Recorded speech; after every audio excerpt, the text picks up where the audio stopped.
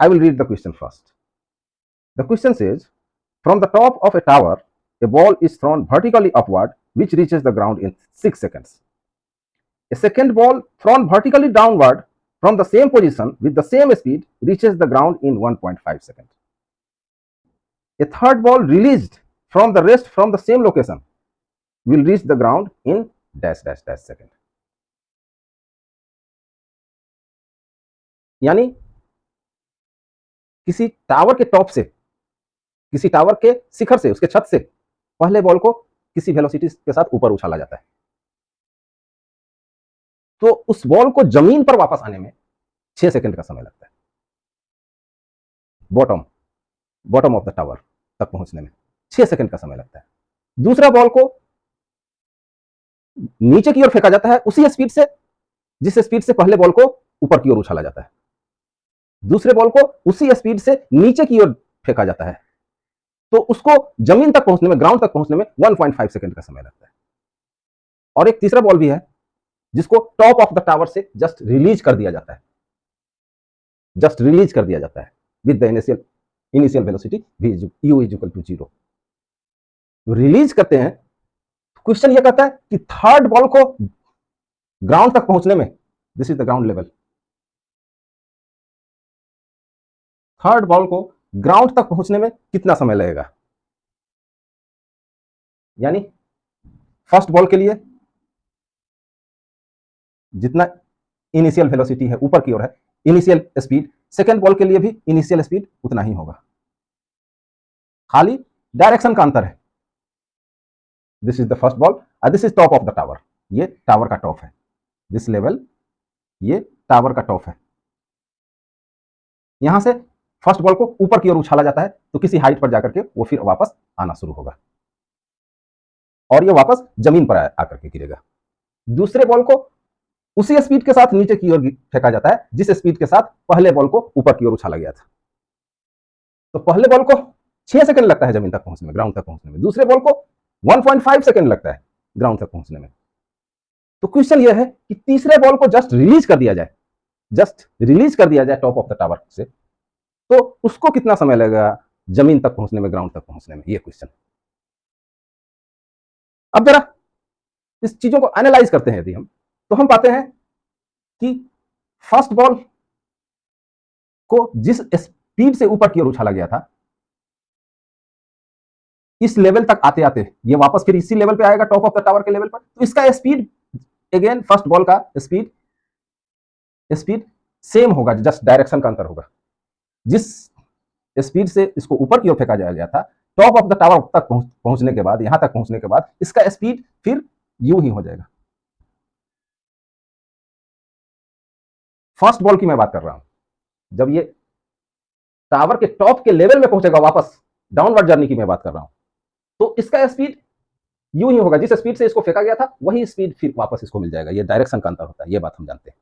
और चूंकि दूसरे बॉल को इसी स्पीड के साथ फेंका जाता है तो इसको 1.5 सेकंड का समय लगता है। यानी पहले बॉल को टॉप ऑफ द टावर के लेवल से ग्राउंड तक पहुंचने में भी 1.5 सेकंड का ही समय लगेगा, 1.5 सेकंड का ही समय लगेगा, क्योंकि इसका स्पीड और इसका स्पीड दोनों डाउनवर्ड डायरेक्शन में और सेम है। तो फर्स्ट बॉल को टॉप ऑफ द टावर के लेवल से ग्राउंड तक पहुंचने में जो समय लगेगा वो होगा 1.5 सेकंड, और पूरा टाइम इसको लगता है यहां से ऊपर जाने में, टॉप ऑफ द टावर से ऊपर हाईएस्ट पॉइंट तक जाने में, और फिर वापस आने में 6 सेकंड का समय लगता है। इसका मतलब ये हुआ कि इस बॉल को यहां तक टॉप ऑफ द टावर से हाईएस्ट पॉइंट तक जाने में और फिर वापस टॉप ऑफ द टावर के लेवल तक आने में जो समय लगेगा वो समय होगा, यदि इसको समय को यदि टी माने, तो this time will be equal to 6 minus 1.5 is equal to 4.5 second.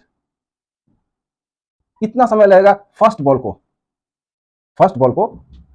Top of the tower से हाईएस्ट पॉइंट तक जाने में, फिर वापस टॉप ऑफ द टावर के लेवल तक आने में इसको समय लगेगा 4.5 सेकंड, क्योंकि फर्स्ट बॉल को टॉप ऑफ द टावर के लेवल से ग्राउंड तक पहुंचने में 1.5 सेकंड का समय लगेगा। जितना सेकंड बॉल को लगता है उतना ही फर्स्ट बॉल को उतना ही समय लगेगा टॉप ऑफ द टावर के लेवल से ग्राउंड तक पहुंचने में, क्योंकि इनिशियल यहां पर वेलोसिटी इस लेवल पर आकर के इसका स्पीड भी वही हो जाता है जो सेकंड बॉल का है।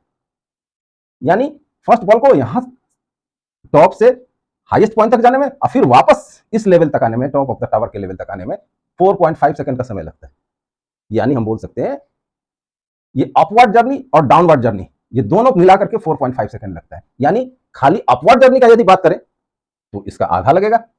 फर्स्ट बॉल को यहां से यहां तक पहुंचने में, टॉप ऑफ द टावर से हाईएस्ट लेवल तक पहुंचने में जो समय लगेगा ये t/2 होगा। फर्स्ट बॉल को टॉप ऑफ द टावर के लेवल से हाईएस्ट पॉइंट तक पहुंचने में, यहां से यहां तक पहुंचने में जो समय लगेगा वो हो जाएगा 4.5/2।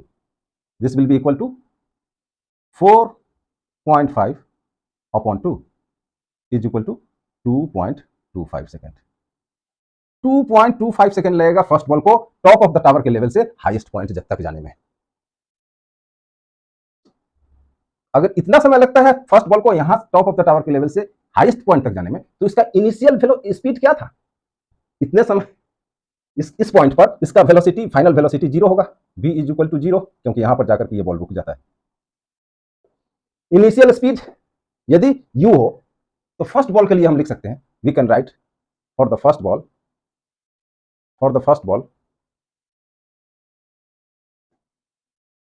v is equal to u minus gt।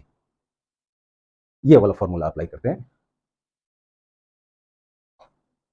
For its journey from top of the tower to the highest point के लिए। ये वाला फॉर्मूला अप्लाई करें तो v is equal to 0 is equal to लिख सकते हैं u, that is initial speed of the first ball, minus gt, g multiply t is 2.25 second, 2.25।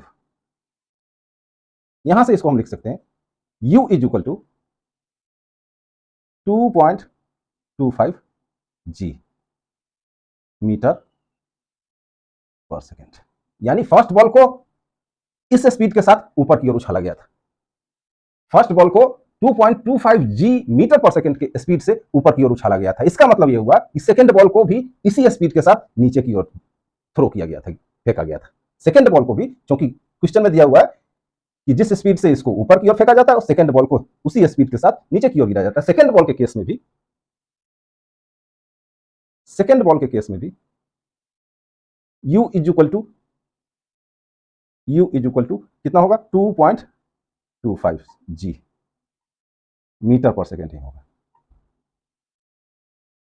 इस इनिशियल स्पीड के साथ सेकेंड बॉल को यदि ड्रॉप किया जाए तो 1.5 सेकेंड में इस सेकेंड बॉल के द्वारा चली गई दूरी, यानी हाइट ऑफ द टावर जो होगा, यदि h हो, if the height of the tower be h, यदि टावर का height from the ground level is h, तो सेकेंड बॉल को h हाइट के बराबर दूरी तय करना पड़ता है। सेकेंड बॉल के लिए हम लिख सकते हैं h is equal to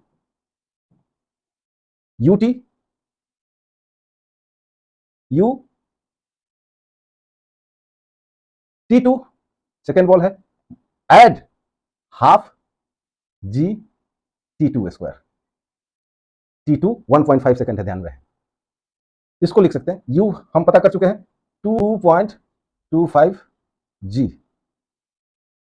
multiply t2 is 1.5 seconds, 1.5 add half g t2 square means 1.5 square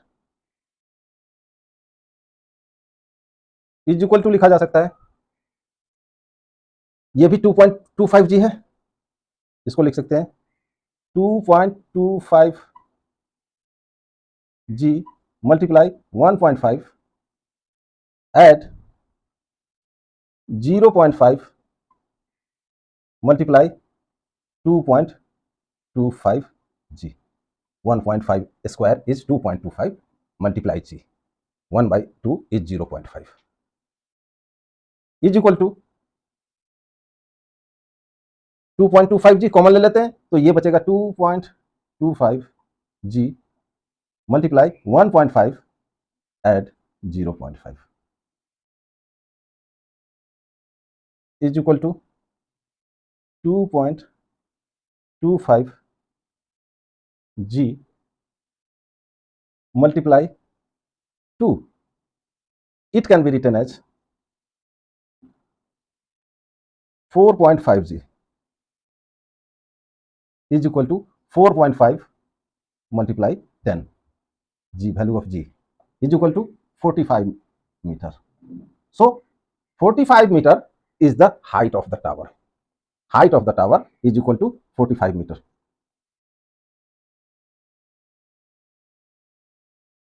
Height of the tower we have found out is equal to 45 meter. अब तीसरे बॉल पे आते हैं. इसका इनिशियल वेलोसिटी स्पीड 0 है तीसरे ball का. तो 45 मीटर ड्रॉप होने में का दूरी तय करने में इसको कितना समय लगेगा? इन the case of third ball, तीसरे बॉल के केस में अगर आते हैं हम, इसके लिए भी h वही होगा जो सेकेंड बॉल के लिए और फर्स्ट बॉल के लिए होगा. टावर का हाइट सबके लिए सेम है. थर्ड बॉल के लिए h is equal to ut at half gt square का यूज करें, इस फॉर्मूला का यूज करें in the case of third ball, तो हमको मिलेगा h is 45 is equal to u in the case of third ball is 0 because इसको just release कर दिया जाता है. तो ये ut विल बिकम 0. ut 0 हो जाएगा. At half multiply g that is 10 multiply t square is the time taken by, ये t3 इसको मान लेते हैं, let this be t3. Third ball के क्षेत्र में ये t3 टाइम होगा, ये t3 अगर मान लेते हैं तो यहां से लिख सकते हैं हम 5t3 square is equal to 45. 5t3 square, t3 is the time taken by the third ball to reach from top of the tower to level of the ground. 5t3 square is equal to 45. यहां से लिख सकते हैं t3 square is equal to 9 implies t3 is equal to square root of 9 that is 3 second. तो third ball को release करने पर इसको जमीन तक आने में या ग्राउंड लेवल तक पहुंचने में 3 सेकंड का समय लगेगा.